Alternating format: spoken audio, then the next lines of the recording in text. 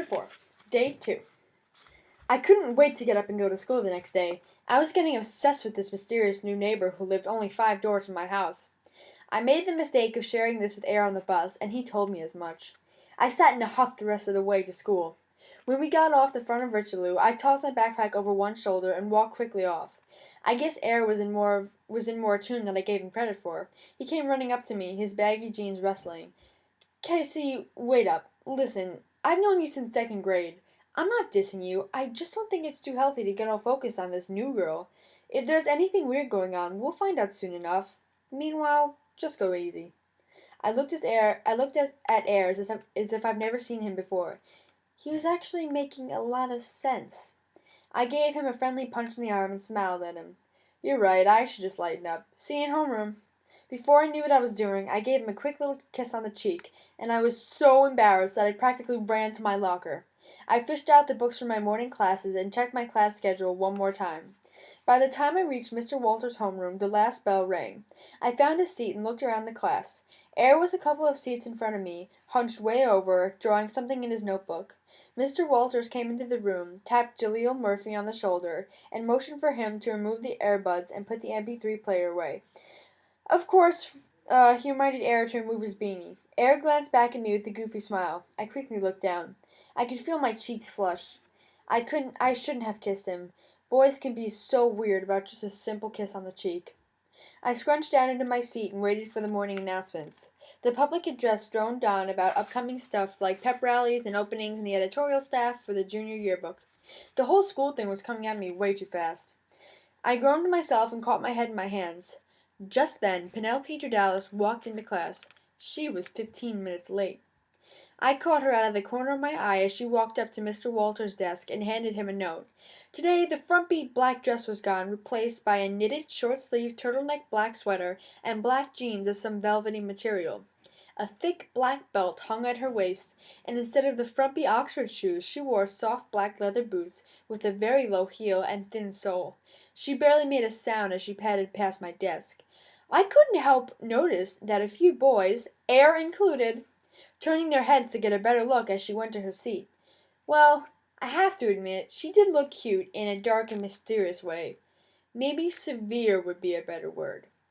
Her black mane was pulled into a tight bun at the back of her head, and perched on top of her head was an odd pair of sunglasses. They weren't exactly stylish. In fact, they were clunky with smoky lenses and a really thick, nerdy black frame.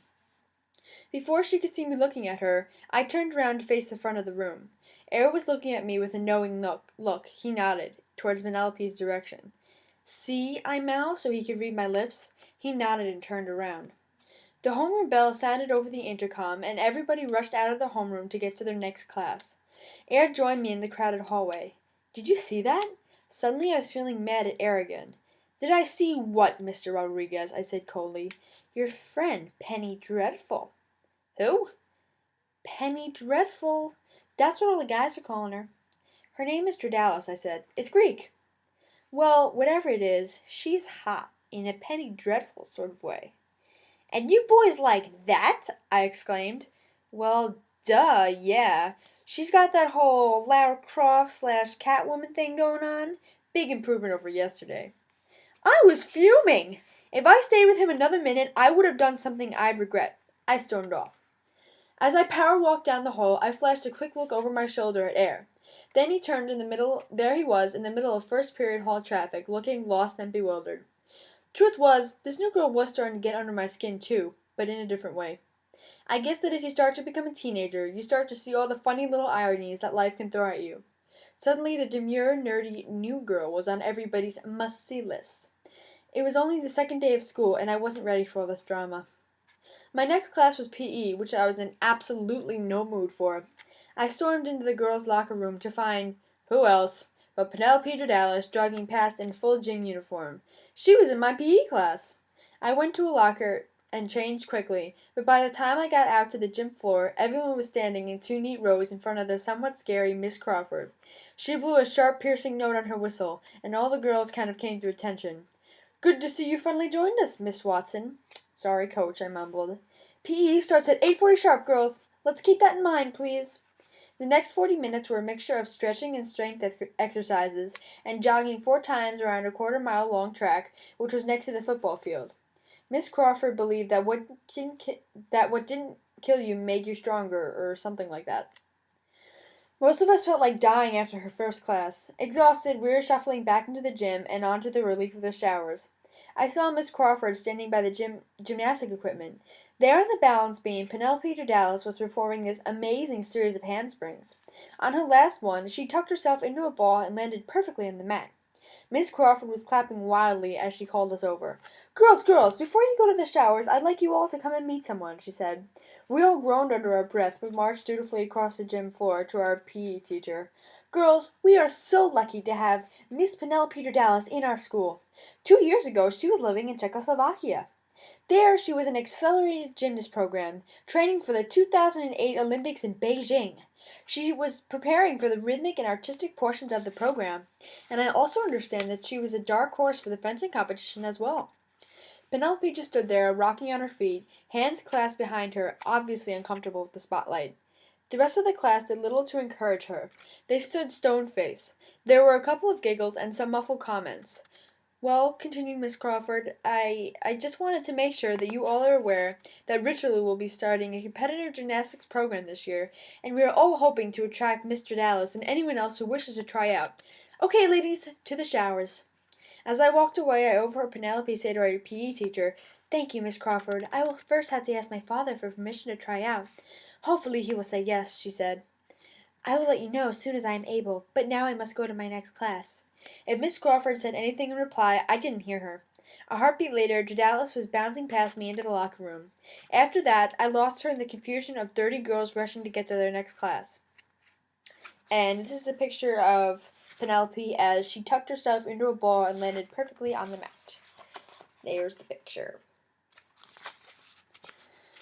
I barely made it to second period math. Air was there, sitting towards the back of the class. I sat a few seats in front of him. I wasn't so mad at him anymore. I guess I worked up some steam at PE, but I wasn't going to let him know that. Mr. Gagliardo started to hit us with several simple algebraic equations. Of course, we all sat there dumbfounded. Frustrated, he started to go over some of the basics, trying to help us understand exactly why we needed algebra in the first place. Most of us were lost as he left his class 40 minutes later. The gag just wanted us to file out, shaking his head. Third and fourth period went okay, but a little confusing. Spanish and English back-to-back could really tax the young mind. I looked forward to lunch in a peaceful study hall during sixth period. This was the best kind of study hall because it was assigned to the upstairs library.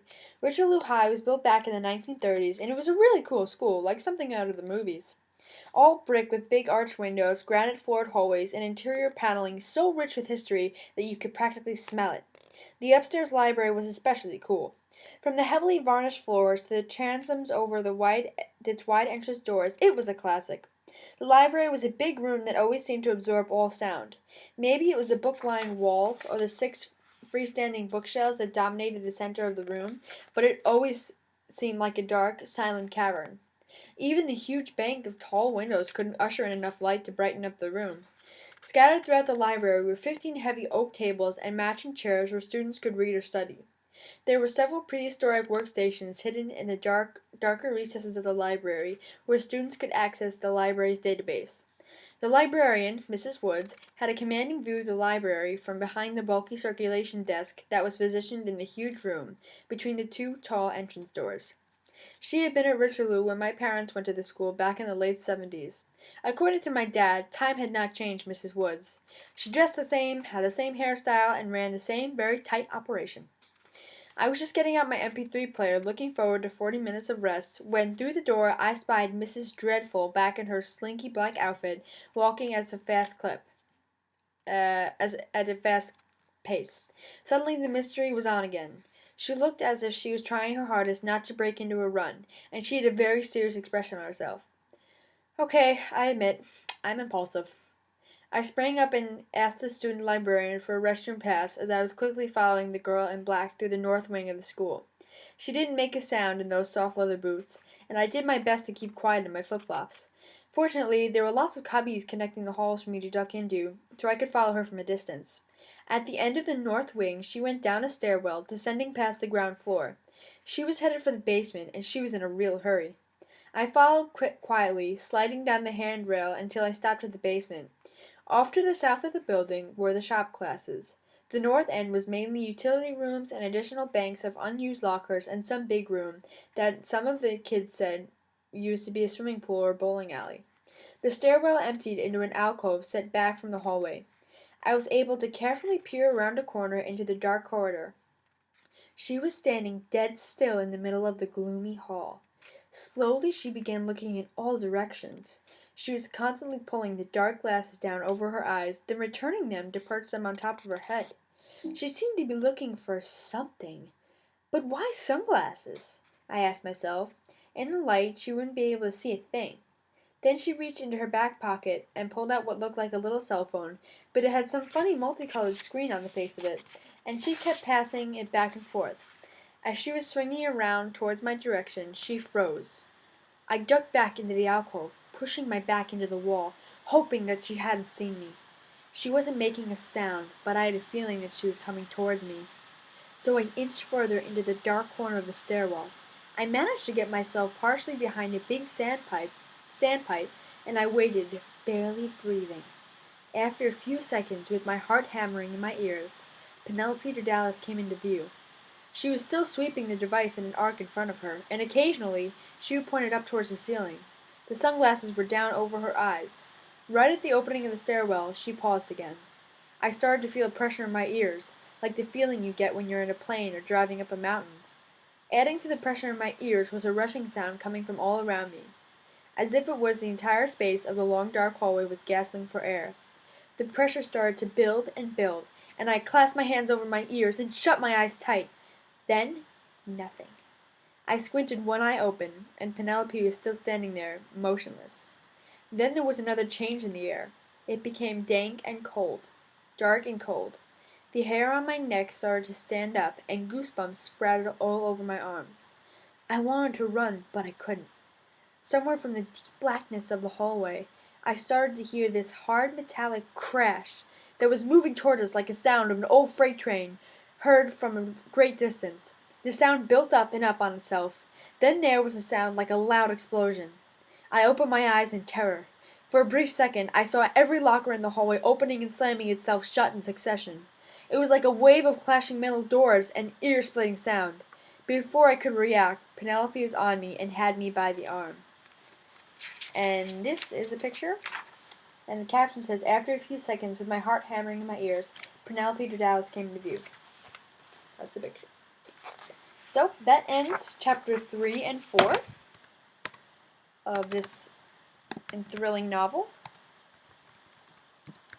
So, I hope you enjoy that, and join me here next time when I read chapters 5 and 6. Bye!